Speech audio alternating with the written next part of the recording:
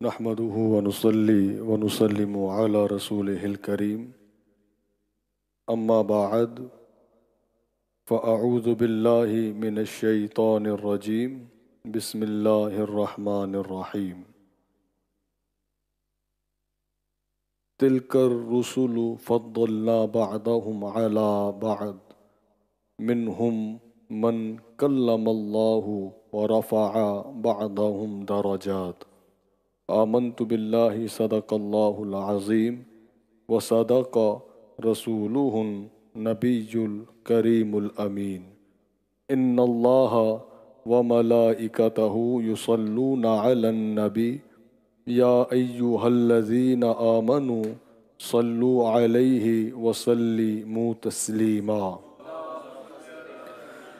اللهم صل على سيدنا ومولانا محمد وعلى آل سيدنا ومولانا محمد وبارك وسلم الصلاة والسلام عليك يا رسول الله وعلى آلك وأصحابك يا حبيب الله لي خمسة أطفي بها حر الوباء الحاطمة المصطفى والمرتضى وابناهما والفاطمة اللهم صل على سيدنا ومولانا محمد معدن الجود والكرم وآله وأصحابه وبارك وسلم انتہائی واجب الاحترام سادات کرام اور دیگر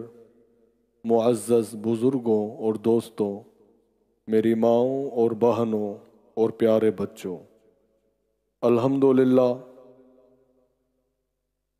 ایک بار پھر ہم اور آپ اس وقت سیدہ زہرا سینٹر میں حضور صلی اللہ علیہ وآلہ وسلم کی ولادت با سعادت کے اس مبارک مہینے میں اور 8ویں میلاد النبی صلی اللہ علیہ وآلہ وسلم کے اس مبارک مہینے کی 8ویں رات میں حاضری کا شرف حاصل کر رہے ہیں۔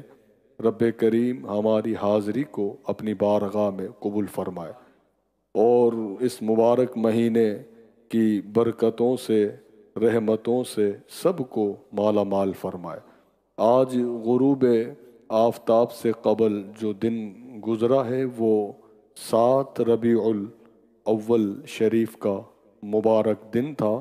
اس وقت ہم اور آپ 8ویں رات میں داخل ہیں اور کل جو سورج طلوع ہوگا انشاءاللہ العزیز وہ 8 ربیع الاول شریف کا دن ہوگا۔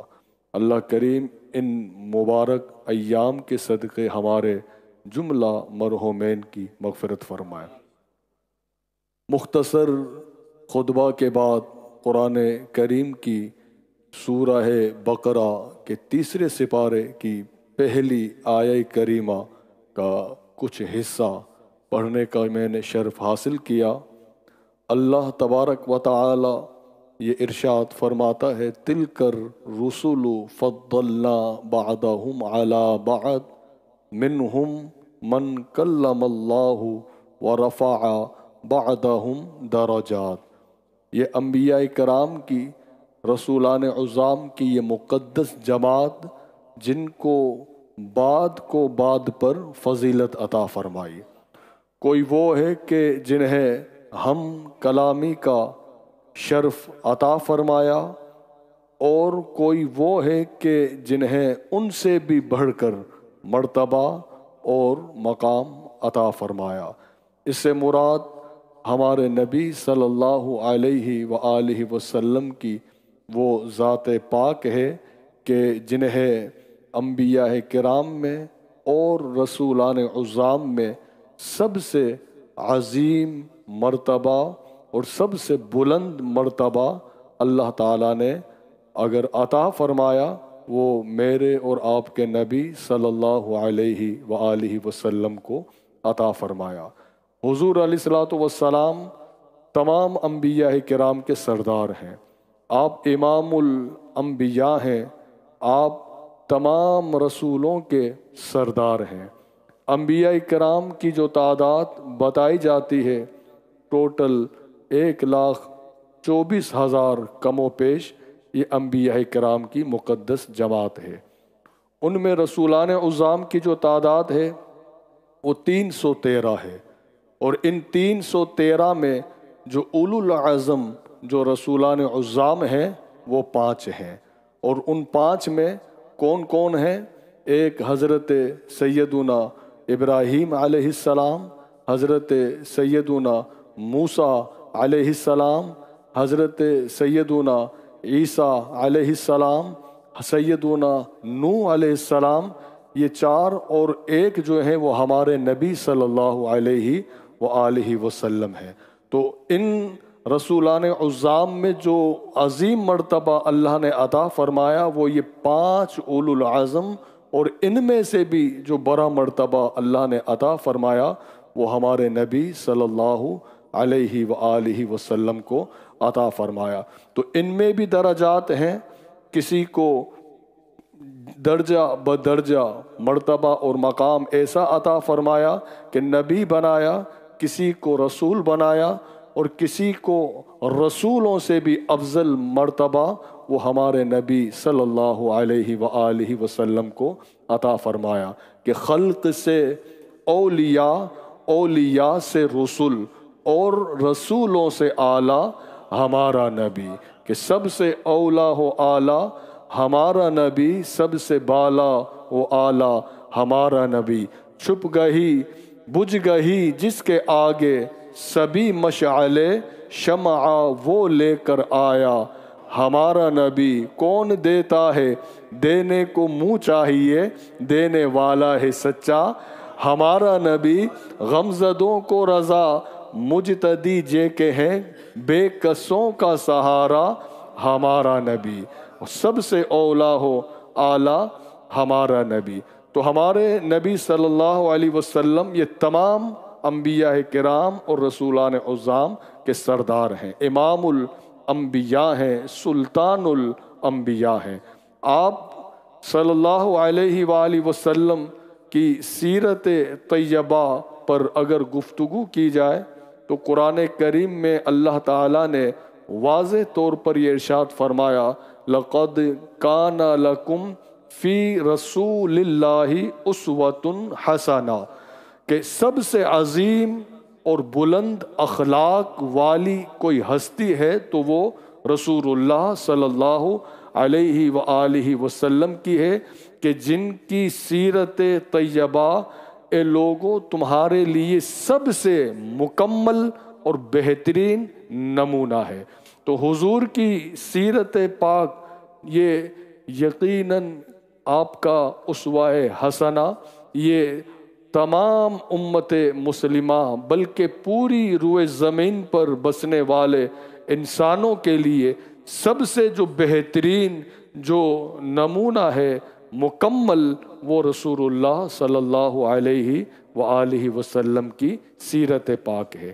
عمر کے اعتبار سے دیگر انبیاء کرام جو تشریف لائے، کسی کی عمر 900 برس ہوئی، کسی کی 700 برس، کسی کی 500، مگر ہمارے نبی صلی اللہ علیہ وآلہ وسلم کی عمر مبارک کا جو حصہ ہے ظاہری وہ 63 سالہ زندگی ہے۔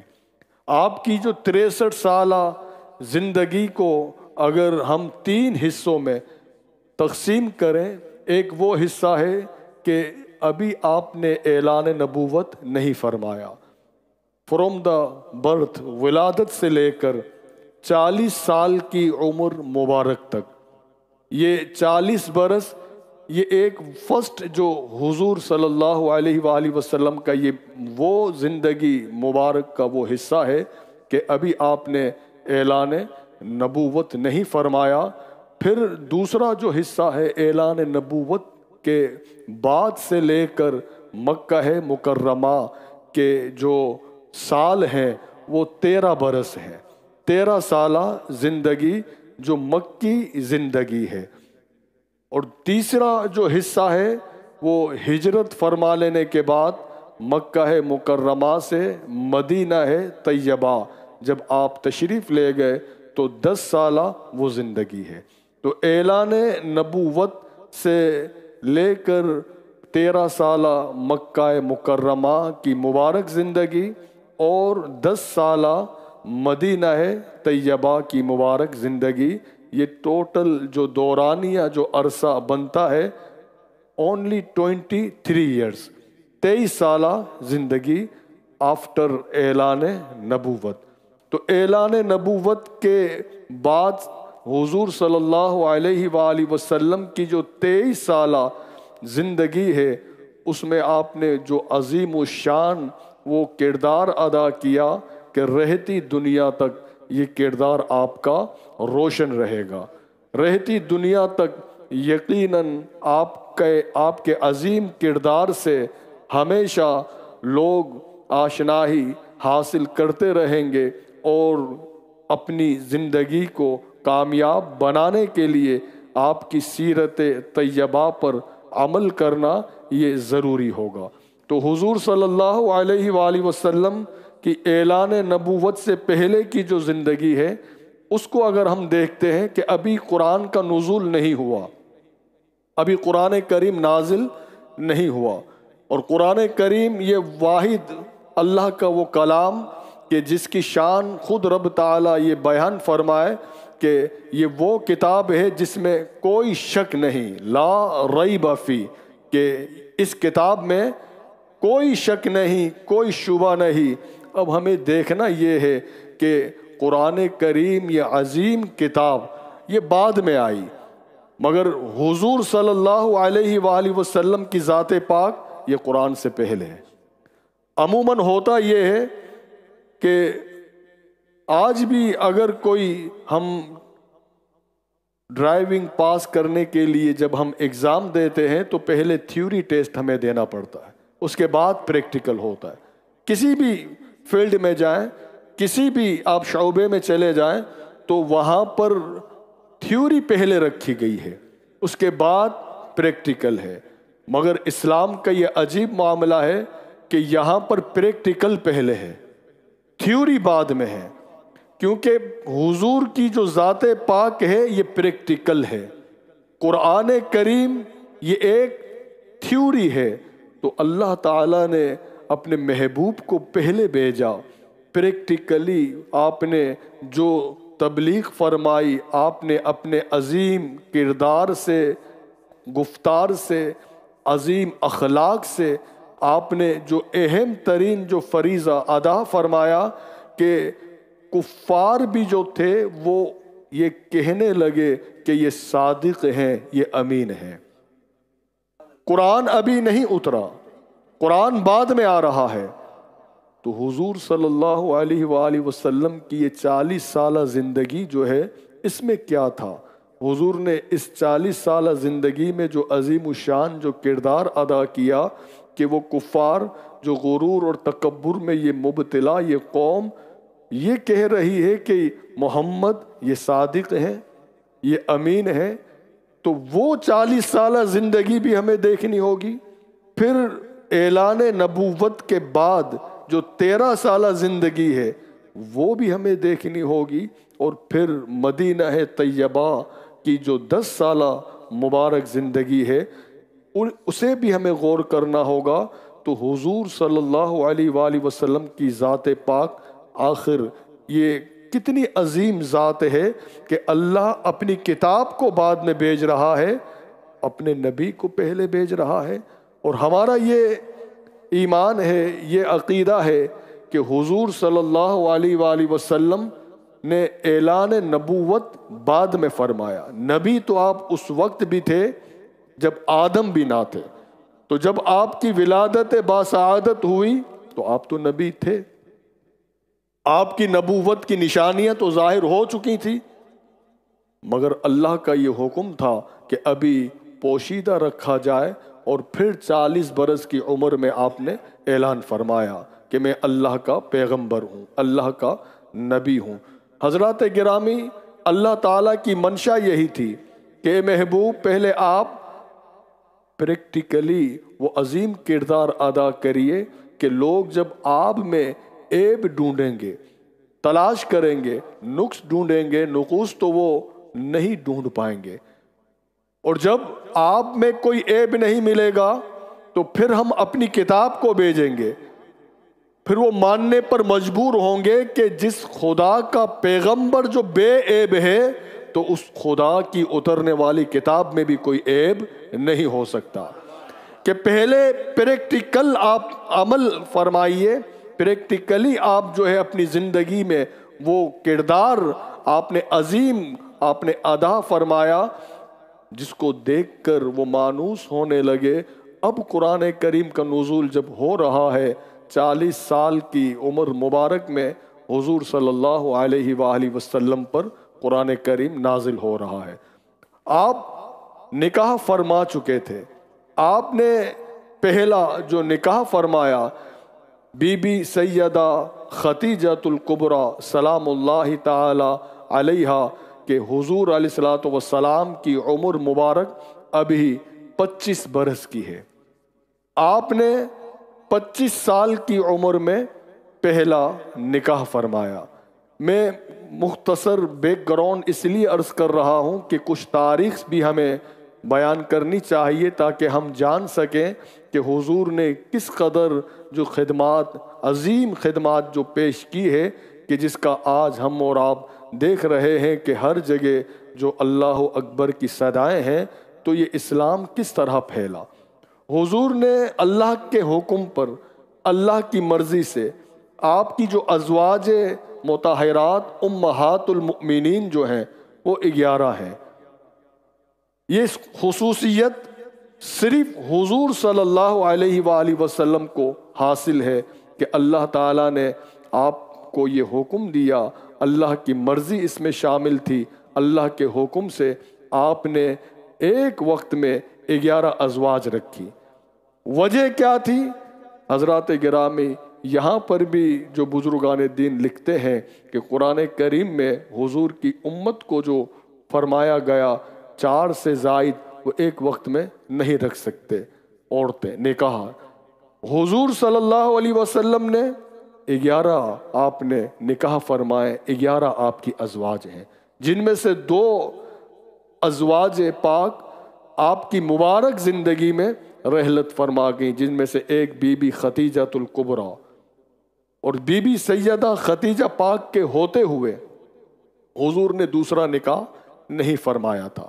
سیدہ خدیجہ کے بعد پھر آپ نے 10 نکاح اور فرمائے، اور پھر یعنی کہ بی بی خدیجہ کے بعد آپ نے جو دوسرا نکاح فرمایا مکہ مکرمہ میں وہ بی بی سودا کے ساتھ فرمایا۔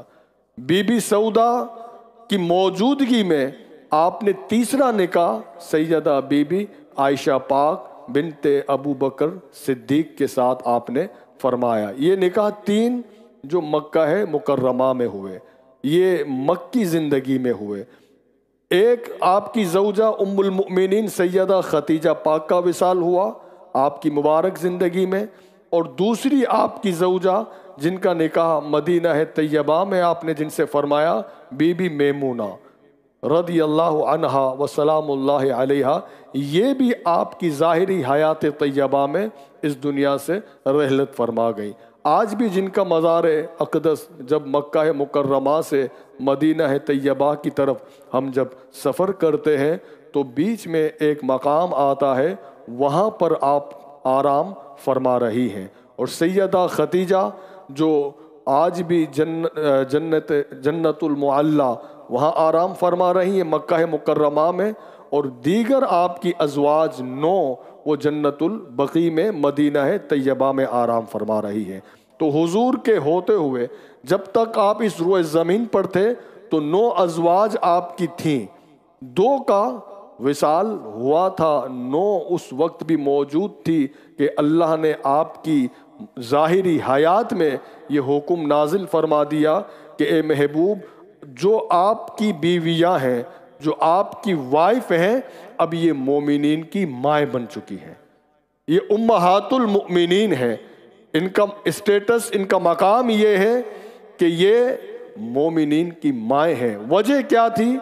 کیونکہ حضرات گرامی اسلام میں بیوہ کے ساتھ شادی کرنے کو بہت اہمیت دی گئی ہے، اور حضور صلی اللہ علیہ وآلہ وسلم نے بھی پہلا جو نکاح فرمایا سیدہ خدیجہ الکبریٰ سلام اللہ علیہا کے ساتھ، تو تاریخ بھی یہی کہتی ہے کہ آپ بیوہ تھی۔ تو اسلام نے اس پر توجہ دلائی کہ جو بیوہ ہو اس کے ساتھ نکاح کیا جائے تو یقیناً وہ ثواب کا مستحق ہے۔ تو حضور صلی اللہ علیہ وسلم ابھی ظاہری حیات میں جب آپ اس روئے زمین پر تھے تو آپ کی 9 ازواج تھیں۔ آپ کی موجودگی میں قرآن کریم میں یہ حکم آ گیا کہ اے محبوب جو آپ کی بیویاں ہیں اب کوئی یہ سوچے بھی نہیں کہ آپ کے پردہ فرما لینے کے بعد، آپ کے اس دنیا سے رحلت فرما لینے کے بعد کہ کوئی یہ تصور بھی کرے کہ ہم کہیں اپنا پیغام بھیجیں، اس سے قبل کہ یہ بات کسی کے ذہن میں آئے ہم یہ پہلے اعلان کر دیتے ہیں کہ جو آپ کی زوجیت میں آئی ہیں وہ مومنین کی ماں بن چکی ہیں۔ حضور کی 11 ازواج۔ اب یہ جو 11 ازواج ہیں حضرات گرامی، حضور صلی اللہ علیہ وسلم نے ہر عمل خدا کے حکم پر کیا، ہر عمل میں خدا کی منشا تھی، خدا کی مرضی تھی۔ انسان کا جو سب سے قریبی جو رشتہ ہوتا ہے وہ بیوی ہوتی ہے، وہ رازدان ہوتی ہے کہ جس سے انسان کا کوئی عیب چھپ نہیں سکتا، ظاہری بھی اور باطنی بھی۔ یہ اللہ تعالیٰ کی منشا تھی، مرضی تھی کہ اے محبوب آپ کثرت سے نکاح فرمائیے۔ آپ نے 11 نکاح فرمائے، اس میں کوئی معاذ اللہ جیسے گزشتہ 4 سال یا 3 سال قبل جو انڈیا میں ایک آواز اٹھی تھی کہ حضور صلی اللہ علیہ وسلم نے 11 آپ نے نکاح فرمائے ہیں، تو حضور نے جو پہلا نکاح فرمایا وہ 25 سال کی عمر میں فرمایا، اور جس سے فرمایا بی بی خدیجہ پاک سے نکاح فرمایا جن کی عمر مبارک نیئرلی مور دین 40 برس۔ اس وقت حضور کم و بیش اس عمر میں آپ خدیجہ پاک سے نکاح فرما رہے ہیں، تو آپ کا نکاح فرمانا یہ نفسانی خواہش کے مطابق نہیں تھا۔ باقی نکاح مکہ مکرمہ سے ہجرت فرمانے کے بعد اب 50 برس کی آپ کی عمر ہو چکی ہے، اس کے بعد آپ نکاح فرما رہے ہیں، تو اس میں اللہ کی مرضی تھی۔ کیا وجہ تھی؟ کہ اے محبوب آپ نکاح فرمائیے تاکہ اسلام میں عورتوں کو معاملات جاننے ہو، شریعت جاننی ہو، تو وہ آپ کی ازواج کے ذریعے سے بھی دین اسلام کو جان سکے۔ اور دوسری بات کہ اے محبوب آپ نکاح فرمائیے، کیوں کہ اے اللہ کے اے میرے نبی آپ کا یہ مقام اور یہ مرتبہ ہے کہ لوگ ہوں گے کہ جو عیوب تلاش کریں گے، جو عیب ڈھونڈیں گے، مگر کوئی عیب ڈھونڈ نہیں پائیں گے۔ تو بیوی کا جو رشتہ ہوتا ہے اس قدر قریبی رشتہ ہوتا ہے کہ وہ اندرونی عیب سے بھی واقف ہوتی ہے۔ تو حضور کی 11 ازواج ہیں، اللہ تعالیٰ کی مرضی سے جو 11 ازواج ہیں، یہ ایک پیغام دے دیا کہ کسی بھی حضور کی زوجہ سے ام المؤمنین سے جا کر کوئی پوچھے کہ سرکار کیسے تھے، وہ یہی کہیں گی کہ سرکار کے جیسا کوئی بھی نہیں ہے۔ حضرت خدیجہ سے پوچھا جائے وہ بھی یہی کہیں گی کہ حضور کے جیسا تو کوئی ہے ہی نہیں۔ کوئی بی بی سودا سے پوچھے وہاں سے بھی یہی جواب آئے گا کہ سرکار کے جیسا کوئی نہیں ہے۔ کوئی حضرت بی بی عائشہ سے جا کر پوچھے وہ بھی یہی جواب دیتی ہے کہ قرآن نہیں پڑھا، قرآن جو ہے یہ قرآن میرے نبی کا اخلاق بتا رہا ہے، قرآن سرکار کی جو شان بیان کر رہا ہے کہ سرکار کے جیسا تو کوئی بھی نہیں۔ تو حضور صلی اللہ علیہ وآلہ وسلم نے اللہ کے حکم سے جو 11 آپ نے نکاح فرمائے، جس میں سے پہلا میں نے عرض کیا بی بی خدیجہ الکبریٰ، دوسرا نکاح آپ نے بی بی سودا، اور تیسرا نکاح سیدہ عائشہ صدیقہ۔ اب سیدہ عائشہ صدیقہ سے جو نکاح آپ نے فرمایا مکہ مکرمہ میں، مگر بی بی عائشہ پاک کی رخصتی یہ مدینہ طیبہ میں ہوئی۔ جب ہجرت فرما کر آپ تشریف لے گئے تو بی بی عائشہ پاک جو آپ کی رخصتی کی گئی ابو بکر صدیق رضی اللہ تعالی عنہ کی شہزادی کی، یہ مدینہ طیبہ میں ہوئی۔ سیدہ عائشہ صدیقہ کے بعد حضور نے جسے اپنی زوجیت کا شرف بخشا، ام المؤمنین ہونے کا جسے اعزاز عطا فرمایا، وہ حضرت عمر فاروق رضی اللہ تعالی عنہ کی شہزادی بی بی حفصہ، یہ حضرت عمر فاروق کی شہزادی ہیں، حضور کی زوجیت میں آئی اور ام المؤمنین کے تمام مومنین کی ماں ہونے کا اللہ نے آپ کو شرف عطا فرمایا۔ 4 یہ ازواج، اور پھر ان کے بعد حضور نے 5واں جو نکاح فرمایا وہ حضرت زینب بنت خزیمہ، ان کے بعد حضرت ام سلمہ کے بعد حضرت زینب بنت جحش، پھر حضرت جویریہ اور حضرت میمونہ اور حضرت صفیہ اور حضرت ام حبیبہ۔ یہ حضور صلی اللہ علیہ وآلہ وسلم کی 11 ازواج کہ جن میں سے آپ کی ظاہری حیات ہی میں 2 رحلت فرما گئیں اور 9 اس وقت موجود تھی کہ اللہ تعالیٰ نے حضور کی ساری ازواج کو جو مقام عطا فرمایا امہات المؤمنین کا کہ یہ مومنین کی مائیں ہیں۔ حضور صلی اللہ علیہ وآلہ وسلم کی جو اولاد پاک کا جو سلسلہ چلا وہ سیدہ خدیجۃ الکبریٰ سے چلا۔ اللہ تعالیٰ نے بی بی خدیجہ پاک کے بطن پاک سے 6 اولاد آپ کو عطا فرمائی، جن میں سے 2 شہزادگان، ایک حضرت عبداللہ اور ایک حضرت قاسم۔ حضور صلی اللہ علیہ وآلہ وسلم کی جو کنیت ہے ابی القاسم، کہ جو حضور کے شہزادے حضرت قاسم سے آج بھی آپ کو یاد کیا جاتا ہے کہ ابی القاسم، کہ یہ آپ کے شہزادے تھے اور بچپن میں آپ کے دونوں شہزادے رحلت فرما گئے، اور آپ کی 4 شہزادیاں اللہ نے آپ کو خدیجہ پاک کے بطن پاک سے عطا فرمائی۔ بی بی خدیجہ پاک کو یہ اعزاز حاصل ہے کہ اولاد اللہ تعالیٰ نے بی بی خدیجہ پاک کے بطن سے عطا فرمائی، جن میں سے بڑی شہزادی حضرت بی بی زینب۔ بی بی زینب کا نکاح حضرت ابو العاص کے ساتھ ہوا کہ جو 7ویں ہجری میں دائرہ اسلام میں داخل ہوئے۔ حضرت ابو العاص کی زوجیت میں حضرت زینب آئیں، اور حضور صلی اللہ علیہ وسلم کی دوسری شہزادی حضرت بی بی رقیہ اور تیسری شہزادی حضرت ام کلثوم۔ یہ دونوں شہزادیاں ایک کے بعد ایک حضرت عثمان غنی رضی اللہ تعالی عنہ کی زوجیت میں آئی۔ حضرت عثمان کو یہ مقام اور مرتبہ یہ حاصل ہے کہ فرام حضرت آدم سے لے کر حضرت عیسیٰ تک کسی کو یہ مقام، کسی نبی کی امت میں کسی فرد کو، کسی شخص کو اللہ نے یہ اعزاز نہیں دیا کہ جو امت مصطفیٰ میں حضرت عثمان غنی کو دیا کہ ایک نبی کی 2 شہزادیاں ایک کے بعد ایک جس کے نکاح میں آئی وہ حضرت عثمان پاک ہیں۔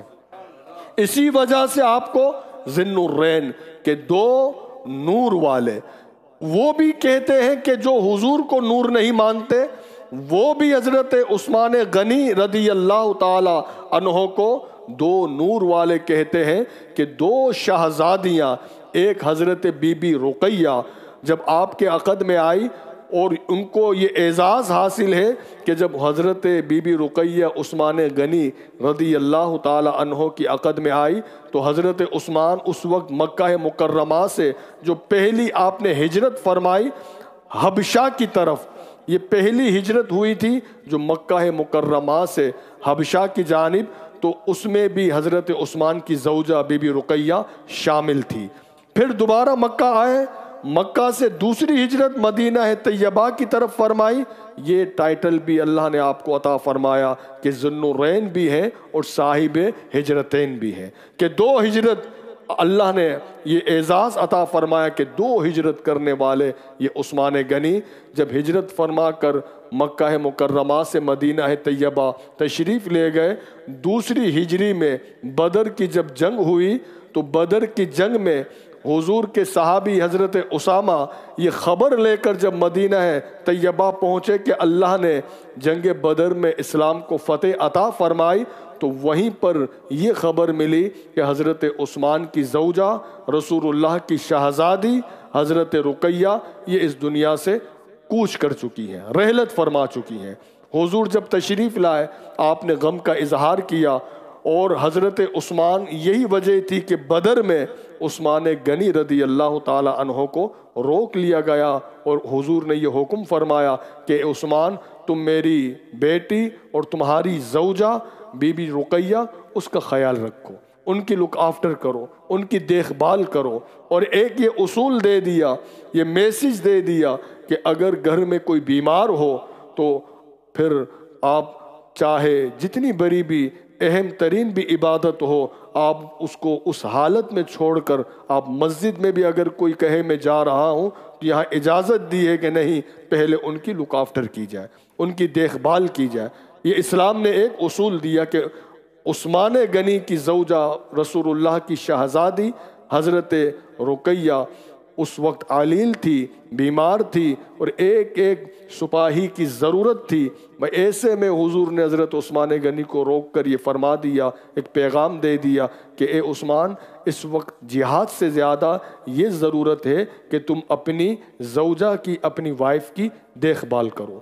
تو جب واپس تشریف لائے، جب یہ اطلاع ملی کہ بی بی رقیہ یہ اس دنیا سے رحلت فرما چکی ہے، آپ نے غم کا اظہار کیا، آپ کی شہزادی تھی۔ پھر آپ نے اپنی دوسری شہزادی حضرت ام کلثوم جو بی بی ختیجہ کے بطن پاک سے ہوئی، ان کا نکاح پھر حضرت عثمان سے کیا۔ تو اس طرح حضرت عثمان غنی کے عقد میں، نکاح میں حضور صلی اللہ علیہ وآلہ وسلم کی دو شہزادیاں آئیں۔ تیسری شہزادی سیدہ بی بی فاطمہ الزہرا سلام اللہ تعالی علیہا، یہ حضرت جناب مولا کائنات علی المرتضیٰ شیر خدا کرم اللہ تعالی وجہہ الکریم کے عقد میں آئی۔ یہ انہی کا حصہ تھا، اور ان کی اپنی ایک فضیلت ہے، اپنا ایک مقام ہے، مگر آج سیرت نبوی پر ہم گفتگو کر رہے ہیں تو یہ بتانا بھی ضروری ہے کہ حضور کی 6 اولاد پاک، جن میں سے 2 آپ کے شہزادگان جو بچپن میں رحلت فرما گئے، 4 شہزادیاں جن میں سے حضرت بی بی زینب، حضرت رقیہ، حضرت ام کلثوم، اور 4تھی شہزادی بی بی سیدہ فاطمہ الزہرا علیہم السلام، یہ حضور کی وہ شہزادیاں کہ جنہیں اللہ تعالیٰ نے سیدہ ختیجہ پاک کے بطن پاک سے حضور کو عطا فرمائی۔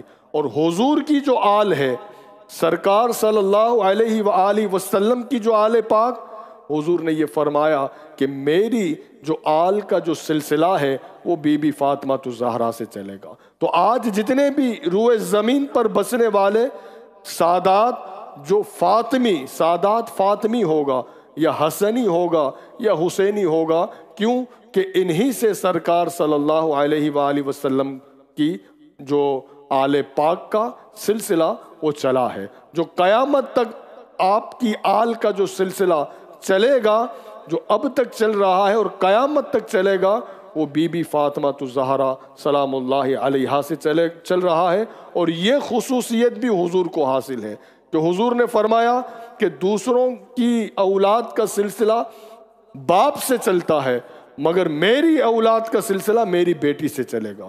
اللہ نے میری اولاد علی کی پشت میں رکھی ہے، اور علی المرتضیٰ کا نکاح سیدہ خاتون جنت سے ہوا، جس سے حسن اور حسین آئے، اور پھر انہی سے جو حسنی اور حسینی سادات کا جو سلسلہ چل رہا ہے، یہ جنہیں رسول اللہ کی آل کہا جاتا ہے، جنہیں آج بھی نماز میں جن پر درود بھیجا جاتا ہے، وہ بی بی فاطمہ الزہرا کی اولاد پاک ہیں، اور وہی رسول اللہ کی آل پاک ہیں۔ حضور صلی اللہ علیہ وآلہ وسلم ابھی جب قرآن کریم کا نزول ہوا، پریکٹیکل آپ نے جو عظیم کردار جو 40 برس کی عمر میں ادا کیا، اب جو یہ نبوت کی جو لائف ہے مکہ مکرمہ کی، یہ 13 سالہ زندگی ہے۔ ان 13 سالہ زندگی میں حضرات گرامی فرسٹ 3 ایئرز آپ نے پوشیدہ اسلام کی تبلیغ فرمائی، خفیہ طور پر تبلیغ فرماتے تھے۔ 3 سالہ زندگی گزر لینے کے بعد نبوی، پھر اللہ نے یہ حکم دیا کہ اے محبوب اب آپ علل اعلان تبلیغ فرمائیے۔ جب علل اعلان تبلیغ شروع ہوئی، اس کے بعد حضرات گرامی مکہ مکرمہ کے وہ کفار کہ جو کل تک جو حضور کو امین بھی کہتے رہے، صادق بھی کہتے رہے، اب انہوں نے حضور صلی اللہ علیہ وآلہ وسلم کو نقصانات پہنچانا شروع کر دیا۔ حضور صلی اللہ علیہ وآلہ وسلم نے سب سے پہلی تبلیغ اپنے ہی گھر سے فرمائی۔ ان کا اپنا گھر کون سا تھا کہ جہاں ان کی کفالت ہوتی رہی، جناب حضرت ابو طالب کے گھر سے۔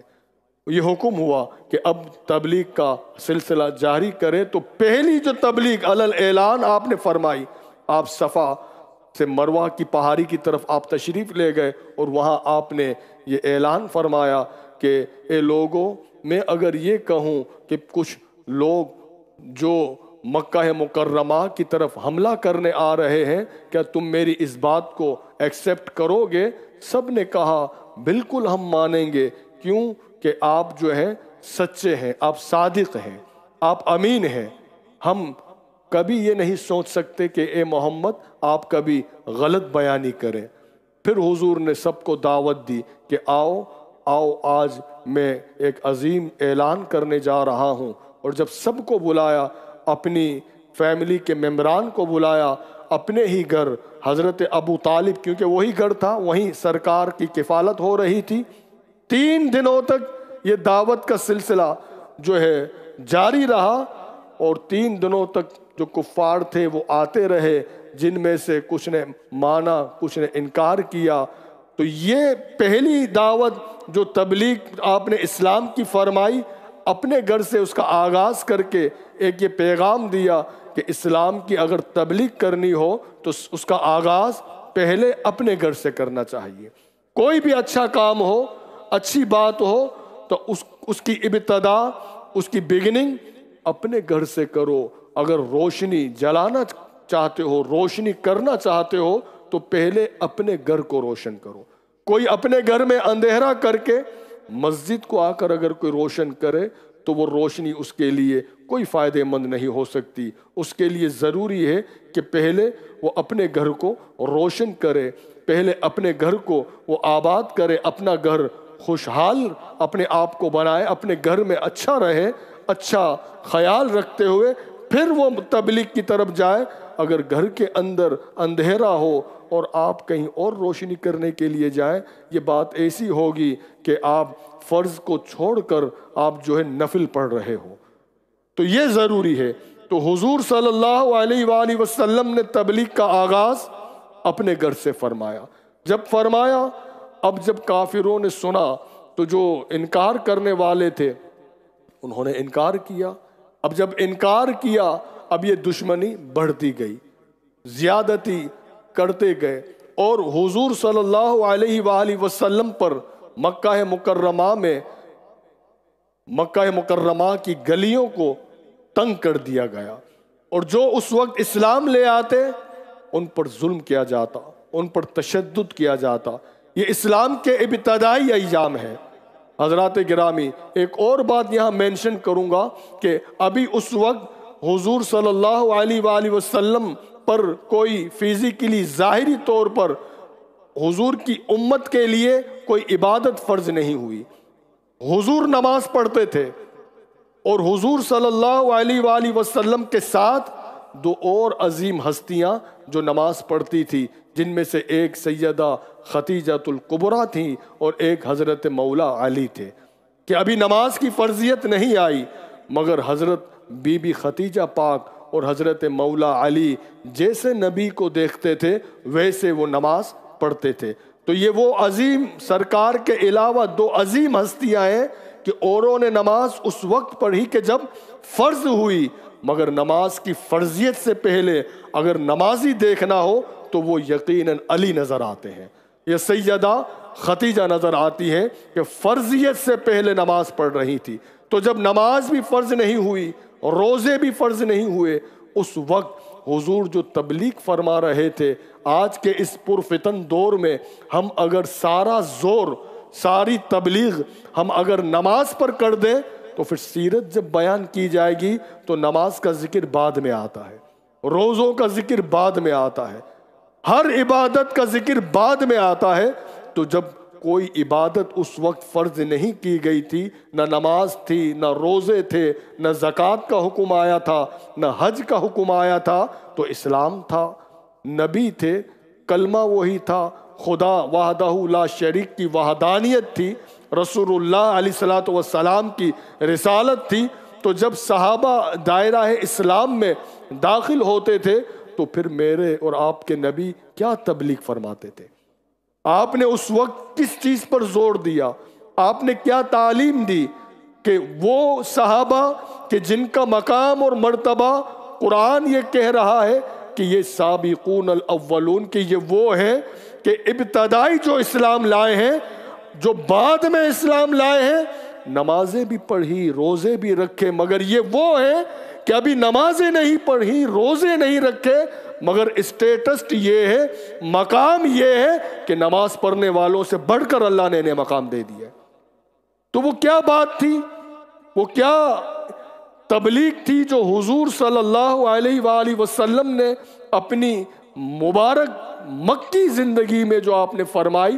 جب ظلم و ستم ہو رہا تھا، سرکار پر جو ایمان لے آتا، حضرت بلال حبشی جیسی شخصیت کہ جن پر ظلم کیا جا رہا ہے، حضرت عمار بن یاسر، اور یہاں پر یہ بھی عرض کروں گا، یہ وہ صحابی، ہم ان صحابیوں کے تو نام بھی نہیں جانتے کہ ان کی کیا خدمات تھی، کہ اسلام کے ابتدائی ایام ہے کہ جن کی سب سے پہلی والدہ ماجدہ اسلام کی شہیدہ ہے، اسلام لانے کی خاطر انہیں شہید کیا گیا، جن پر ظلم کیا گیا ہے۔ حضرت عمار بن یاسر، یہ یاسر کی زوجہ اور یاسر، انہیں اسلام لانے کی خاطر کفاروں نے شہید کیا۔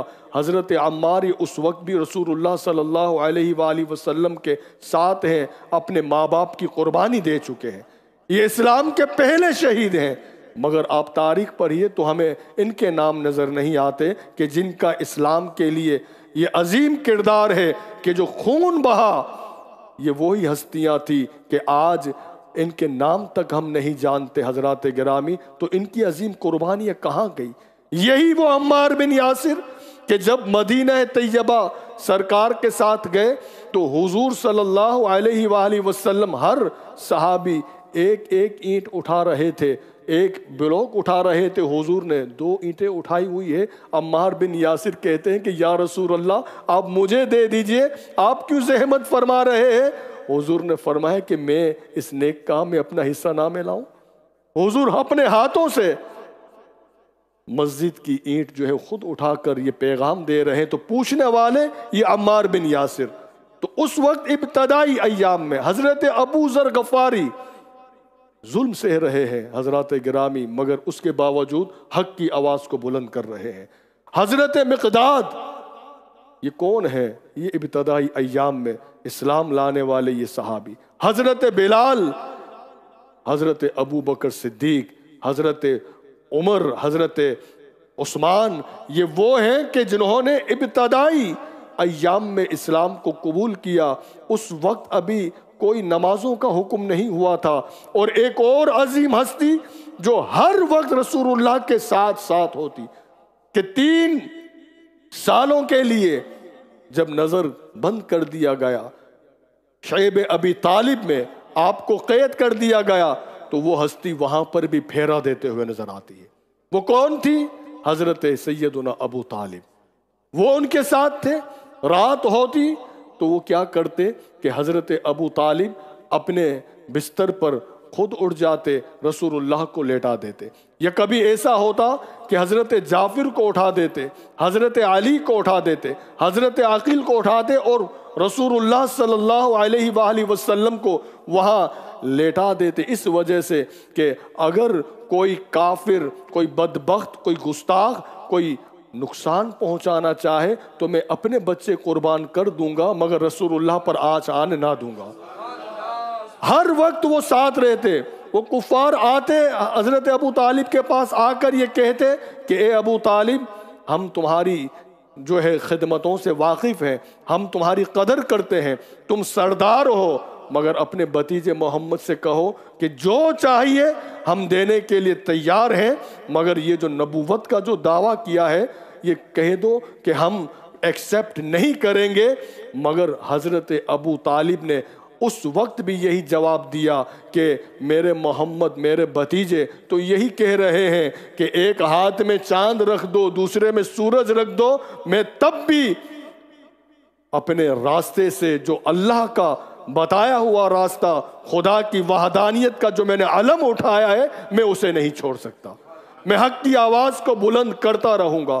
تو شیب ابی طالب میں بھی قید کیا گیا، انہیں ان کا محاصرہ رہا، بنی ہاشم سے بائیکاٹ کیا گیا، مگر اس کے باوجود یہ جو ہستیاں تھی اس وقت بھی حق کی آواز کو بلند کرتے رہے، یہاں تک کہ کبھی کبھار کھانے کے لیے کچھ نہیں ہوتا، چمڑا وہ ایک دوسروں کے منہ میں وہ چباتے اور جو ہے اس سے اپنی بھوک کو تسلی دیتے، چبا کر اسے سافٹ کرتے، پھر دوسرے کے منہ میں دیتے۔ یہ اسلام کے ابتدائی ایام ہے۔ کس طرح محاصرہ ختم ہوا؟ حضرات گرامی، جو تحریر جو لکھا گیا تھا وہ یہی تھا کہ بنی ہاشم کے ساتھ نہ کوئی سودا کوئی خریدا جائے، نہ انہیں کوئی سودا بیچا جائے، نہ ان سے کسی طرح کی رشتہ داری رکھی جائے، نہ ان سے بات چیت کی جائے، ہر قسم سے بائیکاٹ کر دیا گیا۔ اب وہ تحریر جو تھی وہ کعبہ معظمہ میں لگا دی گئی۔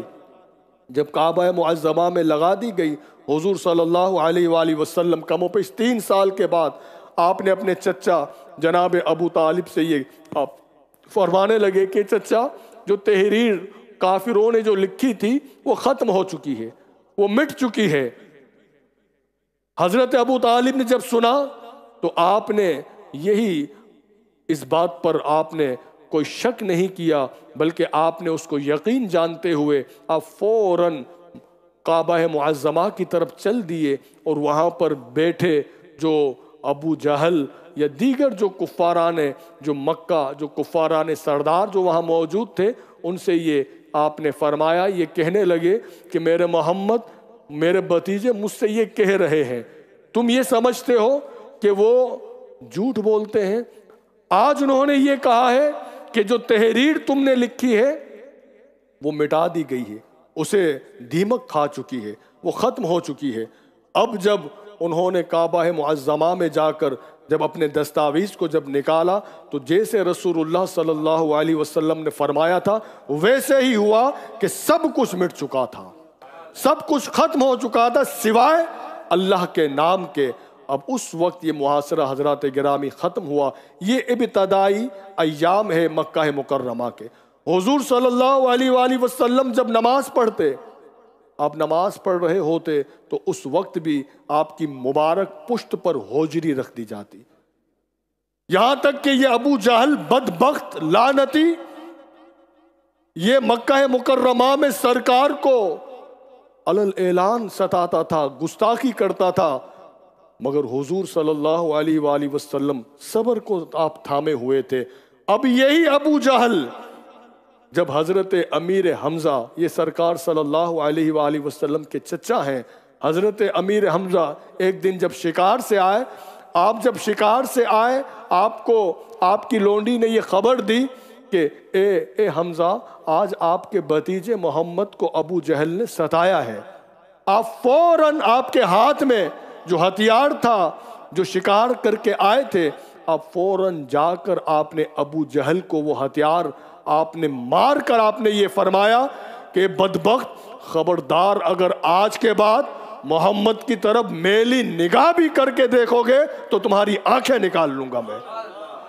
اب یہ کہہ کر اب ابو جہل کو کون جواب دیتا؟ حضرات گرامی، یہ امیر حمزہ نے جب جواب دیا، جواب دے کر جب حضور کی طرف گئے اور یہ کہنے لگے کہ اے محمد، اے میرے بھتیجے، آج میں نے تمہارا انتقام لے لیا، اب خوش ہو جاؤ۔ حضور نے فرمایا کہ اے میرے چچا، میں اس وقت تک خوش نہیں ہوں گا جب تک آپ ایمان نہ لے آئے۔ اس وقت حضرت امیر حمزہ کہتے ہیں، اور یہ صحابہ کرام کی مقدس جماعت میں یہ ایک ہی وہ عظیم شخصیت نظر آتی ہے کہ اے میرے بھتیجے، اگر تم خوش ہوتے ہو تو میں ابھی کہتا ہوں لا الہ الا اللہ محمد رسول اللہ۔ یعنی آپ نے یہ کہا، اس وقت یہ کہہ رہے ہیں کہ اے میرے بھتیجے، اے محمد، آپ خوش ہونا چاہتے ہیں؟ آپ اگر خوش ہوتے ہیں تو میں یہ اعلان کر رہا ہوں کہ خدا وحدہ لا شریک ہے، کہ جو خوشی آپ کی ہے یقیناً امیر حمزہ جانتے ہیں کہ اگر حضور خوش ہیں تو اللہ بھی خوش ہوگا۔ تو یہ ایک پیغام دیا امیر حمزہ نے۔ اب یہ اسلام کو طاقت ملتی گئی۔ اسی طرح آپ جب ایمان لے آئے، اب حضرت عمر ابن خطاب آپ بھی ایمان لے آئے، اور آپ کا ایمان لانے کا واقعہ بھی بڑا عجیب ہے کہ آپ اپنی ہمشیرہ کے گھر آپ جاتے ہیں اور وہاں جا کر آپ نے وہاں ہاتھ تک اٹھایا، آپ مارنے لگے، پیٹنے لگے۔ کس وجہ سے؟ کہ یہ کیا پڑھ رہے تھے کچھ دیر قبل؟ وہ کہنے لگے قرآن۔ تو کہا کہ لاؤ مجھے دو آپ کی بہن جن کا نام فاطمہ ہے۔ وہ کہنے لگی کہ اس قرآن کو چھونے کے لیے پہلے پاک ہونا پڑتا ہے، میں نہیں دوں گی۔ اب یہ اپنی ہمشیرہ پر اور اپنے بہنوئی پر ہاتھ اٹھانے لگے، مارنے لگے، یہاں تک کہ تھک گئے۔ اب انہوں نے اپنا رخ کہاں کیا؟ دار ارقم کی طرف۔ یہ کون سا مکان تھا کہ جہاں پر حضور خفیہ طور پر بیٹھ کر جو صحابہ کرام ایمان لائے تھے ان کے ساتھ اسلام کی باتیں، اسلام کا پیغام اور خدا وحدہ لا شریک کہ اسلام کی آپ باتیں کیا کرتے، تبلیغ فرمایا کرتے، دار ارقم میں موجود ہیں۔ ایک تھا دار الندوہ، یہ وہ تھا کہ جہاں پر ابو جہل بیٹھتا تھا، جہاں پر اور کفار بیٹھ کر اسلام کی سازشیں ہو رہی ہوتی، وہاں دار ارقم میں بیٹھ کر سرکار اسلام کی باتیں کیا کرتے تھے، صحابہ کرام بیٹھتے تھے۔ وہ باتیں کیا ہوتی تھی حضرات گرامی؟ ہاں، وہ یہی باتیں ہوتی تھی۔ کوئی نمازوں کی رکعتیں تو آپ نے بتائی نہیں، آپ نے روزوں کی تعداد تو نہیں بتائی، کیونکہ اس وقت نہ نمازیں آئی تھی نہ روزے آئے تھے۔ وہ کیا باتیں ہوا کرتی تھی؟ حضور یہی پیغام دیتے تھے کہ اے میرے غلاموں، اے خدا کے بندو، صبر کرو، صبر کے دامن کو تھام کے رکھو، آپس میں ایک دوسروں کے ساتھ محبت کرو۔ کہ یہ کفار، ہم جانتے ہیں یہ کفار اس وقت غرور اور تکبر میں مبتلا ہے، مگر وہ وقت دور نہیں کہ یہ مکہ ہے مکرمہ یقیناً یہ اسلام کا قلعہ بنے گا۔ اے میرے غلاموں، اس وقت صبر کرنا ہے، محبت کو عام کرنا ہے۔ کوئی تلوار نہیں اٹھائی، بلکہ آپ محبت کا، پیار کا، اخوت کا پیغام دیتے رہے اور صحابہ اسی پر عمل کرتے رہے، پیار کی باتیں ہوتی رہی۔ اور یہ وہی دور تھا کہ حضور جانتے تھے کہ اے میرے غلاموں، تم نے اس وقت جو کلمہ پڑھ چکے ہو، ایمان لا چکے ہو، تمہارا مقدر بہت بلند ہے۔ سنو، میں جانتا ہوں یہ جو کفار ہیں یہ غرور میں مبتلا ہیں، یہ تکبر میں مبتلا ہے، مگر ہم مسلمان ہیں۔ ہمارا کام غرور اور تکبر نہیں ہے، بلکہ ہم عاجزی اور انکساری والے ہیں۔ ہم خدا وحدہ لا شریک کو ماننے والے ہیں۔ ہم غرور اور تکبر کا خاتمہ کرنے والے ہیں۔ وہ غرور اور تکبر کس طرح کرتے کہ ان کے اپنے جو جانور تھے، جو ان کے بھینسیں تھی، جو اونٹ تھے، جو بکریاں تھی، وہ ان کے غلاموں کو بھی ان بکریوں کے ساتھ، اونٹنیوں کے ساتھ بھی بیٹھنا اجازت نہیں دیتے، اور یہ کہتے کہ تم غلام ہو، تم سے اچھے تو ہمارے یہ جانور ہیں، مگر قربان جاؤ محمد عربی پر کہ بلال حبشی جیسوں کو جب کلمہ پر آیا تو اپنے ساتھ بٹھا کر کھانا کھلاتے ہوئے نظر آ رہے ہیں۔ عمار بن یاسر کو اپنے ساتھ بٹھایا، ابو ذر غفاری کہ ابو ذر تم ستائے ہوئے ہو، آؤ میرے ساتھ بیٹھ کر کھانا کھاؤ۔ کیا مقام دیا بلال حبشی کو کہ جانتے تھے کہ ان بلال پر، حضرت بلال پر مکہ مکرمہ میں ظلم ہوا ہے۔ 8 ہجری کو جب دوبارہ مکہ آئے تھے تو حضرت بلال ہی کو حکم دیا تھا کہ بلال یہ غلام سمجھتے تھے تمہیں، ظلم کرتے تھے تم پر، آج میں محمد عربی یہ حکم دیتا ہوں کہ کعبے کی چھت پر چڑھ جاؤ، کعبے کی چھت پر چڑھ کر آج اذان کہو۔ وہ بلال تھے نا، بک چکے تھے، وہ بھی جب اوپر چڑھ کے قدم نہیں پچھلے۔ جیسے آج کے دور میں اگر کسی کو کوئی مقام مرتبہ دے دے تو وہ دینے والے کو بھول جاتے ہیں، مگر بلال نے یہ پیغام دیا کہ جو ملا ہے سرکار کے صدقے ملا ہے۔ میں پہلے بھی مکہ میں تھا، آج بھی مکہ میں ہوں، مگر آج سرکار کے قدموں کی یہ برکت ہے کہ آج مجھے حضور نے حکم دے دیا کہ بلال کعبے کی چھت پر چڑھ جاؤ، تو آج کعبے کی چھت پر نظر آ رہے ہیں۔ کعبے کی چھت پر جب چڑھے حضور نے فرمایا کہ آذان کہو۔ بلال جب آذان کہنے لگے، اب یہ عرض کرتے کہ سرکار آذان جب کہتا ہوں تو منہ کعبہ شریف کی طرف ہوتا ہے، آج تو کعبے کی چھت پر ہوں۔ حضور نے فرمایا کہ بلال آج میرے منہ کی طرف منہ کر دو، آج کعبے کی طرف منہ کر کے۔ تو بلال حبشی نے کوئی کوشچن نہیں کیا، کوئی اعتراض نہیں کیا، کوئی شک نہیں کیا۔ کیوں؟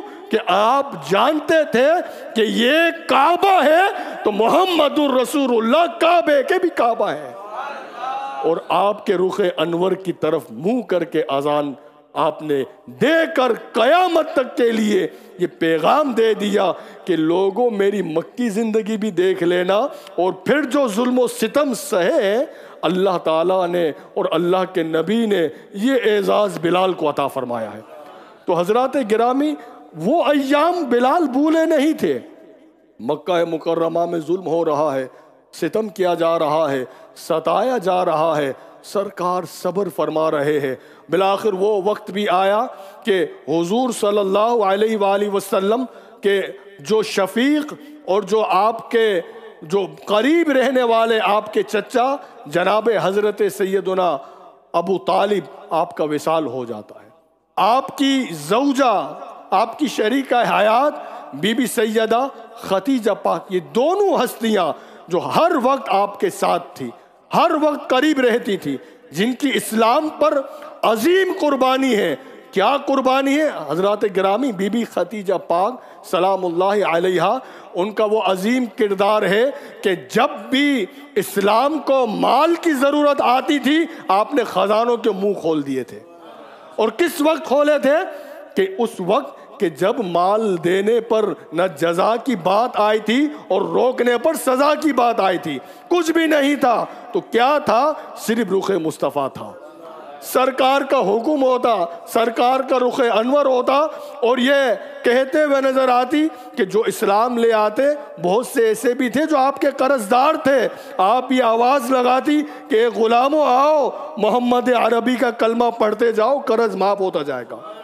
یہ بی بی خدیجہ کی وہ عظیم قربانیاں کہ نہ جزا کو دیکھا نہ سزا کو دیکھا، اور مال کو قربان کرتے ہوئے نظر آ رہی ہے۔ اور دوسری شخصیت حضرت ابو طالب کہ جب تک حضور کے ساتھ تھے بالکل قریب رہے، کسی کافر کی یہ جرت نہیں ہوتی تھی کہ وہ حضور تک پہنچ پائے۔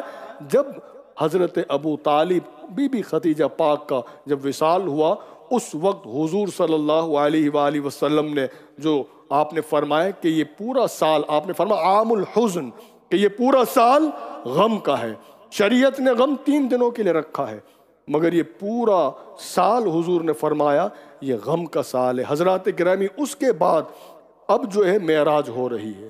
معراج کا جو مقصد، جہاں بہت سے مقاصد ہے، وہاں ایک یہ بھی مقصد بتایا گیا کہ حضور کے چچا حضرت جناب ابو طالب پاک علیہ السلام اور حضرت بی بی خدیجہ پاک سلام اللہ علیہ، ان کے رحلت فرما لینے کے بعد حضور غمزدہ رہتے تھے، حضور جو ہے فکر مند رہتے تھے اب کس طرح میں جو میرے قریبی چچا تھے وہ بھی دنیا سے رخصت ہو چکے ہیں، میری شریک حیات بھی رخصت ہو چکی ہیں۔ سرکار غم کا اظہار کرتے تھے۔ اس وقت اللہ تعالیٰ نے جبریل امین کو حکم دیا کہ جبریل اب جاؤ، حضور ام ہانی کے گھر ہیں۔ ام ہانی یہ جناب ابو طالب کی بیٹی ہیں۔ ام ہانی کے گھر آرام فرما رہے ہیں۔ نبوت کا یہ 12واں سال ہے، اب یہ نماز فرض ہونے جا رہی ہے۔ اب یہ نبوت کا 12واں سال ہے۔ حضور کے قدموں میں جبریل امین اللہ کے حکم سے آئے اور یہ آ کر مقام بتایا۔ آ کر سب سے پہلے جب حضور کی خدمت میں پہنچتے ہیں تو عرض کرنے لگے کہ اے اللہ، تیرے محبوب، تیرے نبی تو آرام فرما رہے ہیں، کیا حکم ہے تیرا انتظار کروں، بیدار کروں تو یہ بے ادبی ہے۔ اللہ نے یہ حکم فرمایا کہ اے جبرائیل، اپنے نورانی ہونٹوں سے، اپنے کافوری ہونٹوں سے میرے مصطفیٰ کے مبارک تلووں کو بوسہ دیجئے۔ اس کی ٹھنڈک جب محسوس کریں گے تو جب آنکھ مبارک جب کھولیں تو پھر ہمارا یہ پیغام سناؤ۔ اس وقت جبریل امین نے حضور کے مبارک قدموں کو جب چوما، وہ قدموں کو جب چومنے لگے تو کافوری نوری ہونٹوں کی ٹھنڈک جب نبی نے محسوس کی، آنکھیں کھولی، آپ نے فرمایا کہ اے جبرائیل، خیریت سے آنا ہوا؟ عرض کرنے لگے کہ اللہ کے رسول، اللہ کے حکم سے آیا ہوں اور آپ کو لے جانے آیا ہوں۔ آج اللہ آپ کو طلب فرما رہا ہے۔ اللہ نے فرمایا کہ جبرائیل جاؤ، میرے محبوب اس وقت غم کی حالت میں ہے، جائیے ذرا انہیں آج لے آئیے، آج جنت کے آسمانوں کے، جنت کے مشاہدات کروائیے اور بتائیے کہ محبوب گھبرائیے مت، ہم آپ کے ساتھ ہیں، آئیے ذرا اپنے دل کو بہلائیے۔ مقاصد میں ایک مقصد یہ بھی بتایا جاتا ہے۔ اب جب نبوت کے 12ویں سال حضور گئے تو 12 سال گزر چکے ہیں، جس میں حضور نے طائف کا سفر بھی فرمایا ہے، جس میں حضور صلی اللہ علیہ وآلہ وسلم مختلف مقامات پر آپ کو زخمی بھی کیا گیا ہے، آپ پر جو ہے محاصرہ بھی رہا، آپ کو نظر بند بھی کیا گیا، قید بھی کیا گیا۔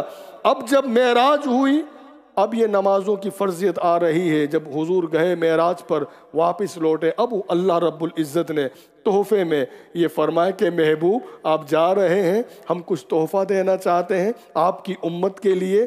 کتنی نمازیں دی؟ ہم اور آپ جانتے ہیں 50 نمازیں لائیں۔ موسیٰ علیہ السلام سے ملاقات ہوئی اور یہ عرض کرنے لگے کہ اے اللہ کے رسول، یہ 50 نمازیں آپ کی امت کیسے ادا کریں گی، ذرا کم کروائیے۔ اب حضور پھر جا رہے ہیں، پھر آتے ہیں، پھر روک لیتے ہیں کہ اے اللہ کے رسول، اے اللہ کے پیغمبر، یہ 45 نمازیں کیسے پڑھے گی؟ اس طرح حضور گئے آئے، جب 5 نمازیں رہ گئی، اب حضور یہ فرما رہے ہیں کہ اے موسیٰ، اب تو مجھے بھی حیا آتی ہے، یہ 5 نمازیں ہیں کہ جو میں اپنی امت کے لیے لے جا رہا ہوں، اللہ کی جانب سے یہ تحفہ۔ اب یہ نمازیں جب لائے تو معراج کی رات یہ نمازیں فرض ہوئی ہیں۔ کون سا سال ہے یہ؟ 12واں سال ہے۔ تو اب کسی سے پوچھئے کہ آج اگر ہم اسلام میں سب زور صرف نمازوں پر یا دیگر عبادات پر لگا دیں تو پھر حضور صلی اللہ علیہ وآلہ وسلم کی وہ ابتدائی زندگی ہے، اس میں کون سی تبلیغ تھی؟ اس میں کون سی سرکار صلی اللہ علیہ وآلہ وسلم نے اپنے غلاموں کو کون سی تعلیم دی؟ اور first image is the last image, جو بنیادی جو اسلام کی تعلیم تھی یقیناً وہ محبت تھی۔ تو حضور نے پہلے انسان بنایا، اس کے بعد جو ہے نمازوں کا اب حکم آیا۔ اب حضور نے فرمایا کہ اے میرے غلاموں، اب تم پر نمازیں فرض ہو گئی ہیں۔ اب نمازیں پڑھ رہے ہیں سرکار، یعنی اپنے غلاموں کو یہ تعلیم دے رہے ہیں کہ 5 نمازیں یہ فرض کر دی گئی ہیں۔ تب سے یہ تحفہ ہمیں اللہ تعالیٰ کی جانب سے حضور کے ذریعے ہمیں یہ تحفہ اللہ نے عطا فرمایا، جو ہم آج بھی 5 نمازیں جو پڑھتے ہیں، ان نمازوں کی فرضیت یہ معراج کی رات ہوئی۔ ہم اور آپ یہاں پر جو آئے ہیں حضور کی سیرت سننے آئے ہیں، ہم اور آپ یہاں پر آئے ہیں حضور صلی اللہ علیہ وآلہ وسلم کی ولادت کی خوشیاں منانے آئے ہوئے ہیں، ہم اور آپ آئے ہوئے ہیں میلاد کو سننے آئے ہوئے ہیں۔ یہی میلاد ہے کہ جس میں سرکار کی سیرت بتائی جاتی ہے۔ آج میلاد منانے والے یقیناً حضور کی محبت میں اور ان کو اجر بھی ملے گا، حضور کی محبت میں گھر کو سجاتے ہیں، حضور کی محبت میں اپنی مسجدوں کو سجاتے ہیں، حضور کی محبت میں اپنے محلوں کو سجاتے ہیں، چاہے کتنے بھی گناہ گار ہوں، مگر یہ محبت، حضور سے محبت کا رشتہ یقیناً آج بھی اتنا مضبوط ہے کہ آج بھی مارکیٹ سے گزر رہا ہو، حضور کا نام سن لیتا ہے تو انگوٹھے پھر بھی چوم لیتا ہے۔ یہ محبت کا رشتہ ہے۔ تو یہ میلاد النبی صلی اللہ علیہ وآلہ وسلم میں ہم اور آپ جہاں پر گھروں کو سجا رہے ہیں، آج مسجدیں سجا رہے ہیں، محلے سجا رہے ہیں، تو حضرات گرامی اسی میلاد کے موقع پر انہی مبارک راتوں میں ہم کیوں نہ اپنے آپ کو اس بات پر بھی آمادہ کریں، اس پر بھی غور کریں کہ ہم جن کے چہرے جو بغیر داڑھیوں سے ہیں، اپنے چہروں کو بھی سجا دے، وہ اپنے سینوں کو بھی حضور کی محبتوں سے جہاں سجایا ہے، تو جہاں یہ معراج کی رات جو ہمیں نماز ملی، جس کا حکم رب نے دیا ہے، تو ہم ان میلاد کی برکتوں سے کیوں نہ ہم نمازوں کو بھی ہم ادا کرنے والے بن جائیں، کیوں نہ ہم نمازوں کی پابندی کی ہم نیت کر لیں، عہد کر لیں کہ ہم میلاد سننے گئے تھے، ہمیں یہ پتا چلا کہ حضور نے ہماری خاطر اتنی قربانیاں پیش کی ہیں۔ جب نماز آئی تھی اللہ کے حکم سے، یہ تحفے میں جب نماز پیش کی گئی، یہ فرض کر دی گئی ہے۔ اب حضور صلی اللہ علیہ وآلہ وسلم کی ولادت کی خوشی میں جہاں ہم ظاہری طور پر سجاوٹ کرتے ہیں، تو کیا ہم محبت مصطفیٰ کی خاطر باطنی سجاوٹ نہیں کر سکتے؟ کیا اپنے دل کو نہیں سجا سکتے؟ کیا اپنے چہرے کو نہیں سجا سکتے؟ حضور کے میلاد کی خوشی میں ہمیں یہ نیت کرنی چاہیے۔ میلاد کا مقصد بھی یہی ہے۔ میلاد کے جو دو بنیادی مقصد ہے، ایک ہے آج جو لوگ ہم سے یہ سوال کرتے ہیں کہ میلاد کیوں کرتے ہیں، میلاد کیوں کرتے ہو، حضرات گرامی جو بنیادی جو دو مقاصد ہیں، بنیادی ایک میلاد کرنے کا مقصد یہ ہے کہ ہم نے ابھی سیرت سنی ہے، ہم حضور کا ذکر پاک سن رہے ہیں، حضور کے فضائل سن رہے ہیں، حضور کے کمالات اور مقام اور مرتبے کو سن رہے ہیں، حضور کی وہ اداؤں کو سن رہے ہیں۔ یقیناً یہ میلاد کا جو مقصد ہے کہ یہ جب سب کچھ سن رہے ہیں، اس سے کیا ہوگا؟ ہمارے دلوں میں حضور سے محبت بڑھے گی، دلوں میں محبت پیدا ہوگی، اور سب سے پہلا جو ذریعہ ہے اللہ تعالیٰ کو راضی کرنے کا، وہ یقیناً محبت مصطفیٰ ہے۔ تو حضور کے میلاد کا جو پہلا مقصد ہے وہ رسول اللہ کی محبت کو مضبوط کرنا ہے، کہ حضور سے محبت ہے تو نمازیں بھی ہیں، تو روزے بھی ہیں، تو پھر دیگر عبادات بھی ہیں۔ تو میلاد کا پہلا مقصد اپنے دلوں میں رسول اللہ کی محبت کو زیادہ کرنا، مضبوط کرنا، محبت کی طرف اور بڑھنا، اس قدر بڑھنا کہ سرکار کی محبت ہے یہ کہ اسی محبت میں نجات ہے، جو کچھ ہے اسی محبت کے طفیل ہے۔ حضور سے محبت نہیں تو کچھ بھی نہیں۔ تو آج ہم اگر گھروں کو سجاتے ہیں، کس لیے؟ حضور سے محبت ہے۔ آج مسجدوں کو سجاتے ہیں، حضور سے محبت ہے۔ تو ہم میلاد کا پہلا مقصد یہی ہے کہ ہم حضور سے محبت کے رشتے کو مضبوط کریں، اپنی نوجوانوں کو حضور کے قریب کریں، ان کے دلوں میں، اپنے بچوں کو ہم یہ بتائیں، اور خاص طور پر ایسے ملک میں، دیار غیر میں، یہ ہر باپ کی، ماں کی یہ رسپانسبلٹی بنتی ہے کہ سب کچھ بعد میں ہے، حضور صلی اللہ علیہ وآلہ وسلم کی محبت سب سے پہلے ہے۔ ہم نے اگر اپنا ملک چھوڑ دیا ہے مگر ایمان، اپنا کلچر ہم نے نہیں چھوڑا، ہم نے دیش چھوڑ دیا ہے مگر بھیس نہیں چھوڑا۔ آج بھی ہم یہ بات جانتے ہیں کہ ہم جہاں سے آئے ہیں وہاں پر میلاد کے مہینے میں لائٹیں لگتی تھی۔ آج بھی ہمیں یاد ہے کہ ہمارے محلوں میں جلوس نکالے جاتے تھے، لوگ وہاں پر، آج بھی آپ دیکھیے جہاں سے ہم اور آپ آئے ہیں، پاکستان سے، ہندوستان سے، بنگلہ دیش سے، یہ وہ ملک ہے کہ جنہیں آج بھی یہ کہا جاتا ہے کہ یہ رسول اللہ کے غلاموں کے ملک ہیں، یہ کہ جہاں سے محبت رسول اللہ کی خوشبو آتی ہے، تو ہمارے لیے ضروری ہے کہ ہم نے اپنا وطن چھوڑ دیا ہے، اپنے کلچر کو نہیں چھوڑا، ہم نے اپنی ان عاداؤں کو نہیں چھوڑا کہ جو ہمارے بزرگوں نے ہمیں ورثے میں اگر کوئی چیز دی ہے تو محبت مصطفیٰ دی ہے، تو آج ہمیں اس ملک میں رہتے ہوئے اپنے بچوں کے اندر اس محبت کو منتقل کرنا چاہیے۔ اور یہ جو محفل ہے یہ اس کے ذرائع ہیں کہ ایسی محفلوں میں آئیں گے تو ہمیں پتہ چلے گا کہ سرکار کی شان کیا ہے، حضور کی محبت کا مقام کیا ہے۔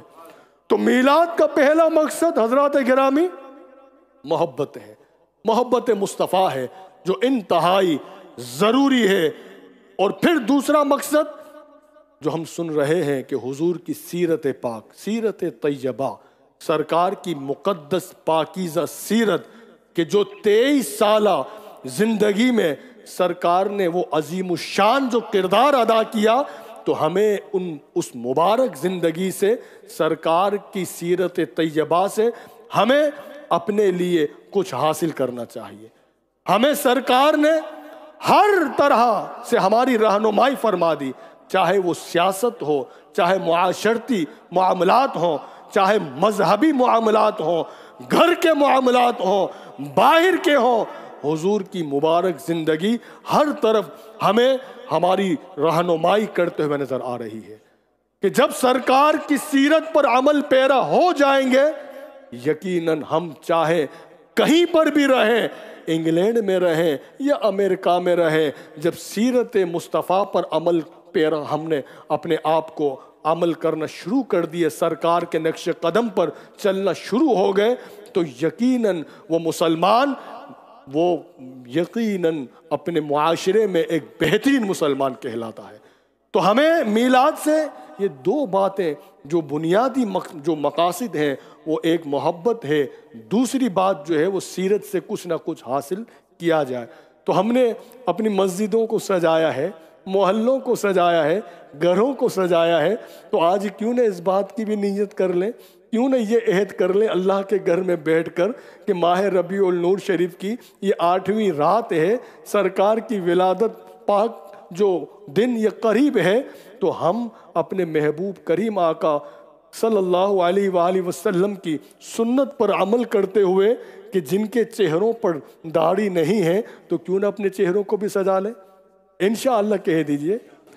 یہ کوئی تم پر میں پابندی نہیں لگا رہا، مرضی ہے آپ کی، میرا کام ہے توجہ دلانا۔ کیوں نہ اپنے جبیں کو سجدوں سے ہم چمکا دیں۔ تو ہمارے لیے ضروری ہے کہ حضرات گرامی جہاں پر ہم ظاہری سجاوٹ کر رہے ہیں، وہاں اپنے باطنی طور پر بھی ہمیں حضور کی محبت کی خاطر ہمیں یہ اپنے آپ کو سجانا ہوگا، ہمیں خوبصورت انسان بننا ہوگا، جس سے یقیناً دنیا میں بھی کامیابی ہوگی اور آخرت میں بھی کامیابی ہوگی۔ اللہ کریم ہماری دنیا اور آخرت کو سنوار دے اور حضور کی حقیقی غلامی عطا فرمائے۔ آمین وآخر دعوانا ان الحمدللہ رب العالمین۔ ابھی کچھ ہی مجالس باقی ہیں، کل جو مجلس ہوگی، کل کی جو ہماری محفل ہوگی، اس میں ہم حضور کی مدنی لائف، مدینہ طیبہ کے جو مبارک ایام ہیں، کیا کیا واقعات رونما ہوئے ہیں مدنی مبارک زندگی میں، وہ ہم اور آپ سنیں گے۔ مجھے یقین ہے اللہ پاک کی ذات سے کہ ہمارا یہ آنا یقیناً اللہ کی بارگاہ میں قبول ہوگا۔ ہم حضور کی محبت میں آئے ہیں، یہ کچھ ہی ایام باقی ہے، آپ آئیے، اپنے بچوں کو بھی لائیے۔ ہم جس ملک میں رہتے ہیں ہمارے لیے ضروری ہے کہ اپنے بچوں کو بھی لائیے، خود بھی آئیے، یقیناً یہ برکتیں اللہ تعالیٰ ضرور عطا فرمائے گا۔ تو جو